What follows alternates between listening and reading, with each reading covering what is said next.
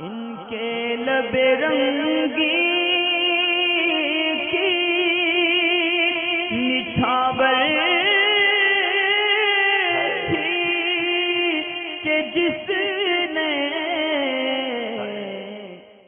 ایک یہ کہ جماعت کے اندر شامل ہونے کا جو طریقہ ہے، یعنی کوئی مقتدی نماز میں دیر سے آیا اور امام صاحب نے جماعت شروع کرا دی تو اس کے اندر شامل ہونے کا صحیح طریقہ کیا ہے؟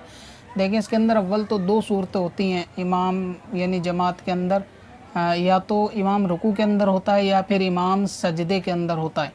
دونوں صورتوں کے اندر ایک چیز جو یعنی کومن ہے وہ یہ کہ ان دونوں صورتوں میں ہاتھ باندھے نہیں جائیں گے۔ یعنی یہ جو اکثر عموماً مقتدی کرتے ہیں کہ اللہ اکبر کہہ کر پہلی تکبیر تحریمہ کہہ کر نیت باندھتے ہیں، ہاتھ باندھتے ہیں، وہ ہاتھ نہیں باندھے جائیں گے، چاہے امام سجدے میں ہو یا رکوع میں۔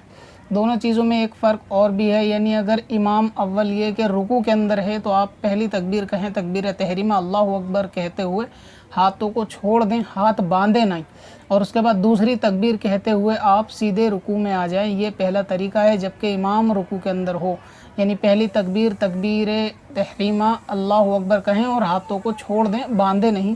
اور دوسری تکبیر کہیں اللہ اکبر اور اسی طرح رکوع میں چلے جائیں، ہاتھوں کو باندھنا نہیں ہے۔ دوسرا ایک طریقہ یہ ہوتا ہے، عموماً اس میں جو لوگ غلطی کرتے ہیں وہ یہ کہ اگر امام سجدے میں ہوتا ہے تو وہ لوگ امام کے سجدے سے قیام میں آنے کا انتظار کرتے ہیں، یعنی وہ لوگ جب تک کھڑے رہتے ہیں جب تک کہ امام اٹھ نہیں جاتا۔ طریقہ یہ بھی درست نہیں ہے، حالانکہ دونوں طریقوں کے خلاف کام کرنے سے نماز ہو جائے گی، نماز میں کراہت نہیں ہے۔ ایسا نہیں ہے کہ جس نے اس طرح کرے ہو کہ ہاتھ باندھے ہوں گے تو نماز نہیں ہوگی، نماز ہو جائے گی، لیکن صحیح طریقہ یہ ہے کہ جب امام کو سجدے میں پائے تو کھڑے ہو کر انتظار نہیں کرنا چاہیے، بلکہ صحیح یہ ہے کہ اللہ اکبر کہے پہلی تکبیر اور ہاتھوں کو چھوڑ دے، اور پھر دوسری تکبیر کہے تکبیر انتقال اللہ اکبر کہتے ہوئے سیدھا سجدے میں چلا جائے۔ یعنی یہ چیز درست، علماء اکرام فرماتے ہیں کہ یہ چیز درست نہیں ہے، اور نہ یہ یعنی اللہ تعالیٰ کی شان کے لائق ہے کہ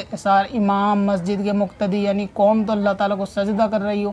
اور یہ پیچھے سے آنے والا یہ کھڑے ہو کر اس کو صرف دیکھ رہا ہو، یعنی یہ کھڑا ہوا ہو اور سب اللہ کی بارگاہ میں سجدے میں ہو، تو یہ چیز درست نہیں ہے۔ تو آنے والے کو چاہیے کہ فوراً سجدے میں چلا جائے۔ اس میں ایک چیز غور کرنے کی یہ ہے کہ جب یہ سجدے میں یعنی امام ہوگا اور یہ سجدہ کرے گا تو اس رکعت کو اپنی نماز میں شمار نہ کرے،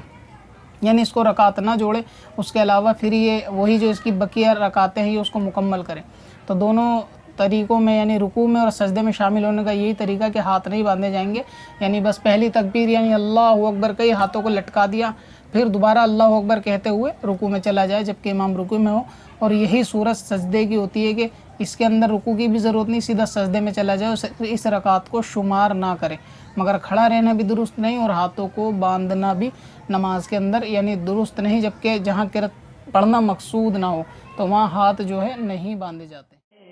پتھر میں حسن لالے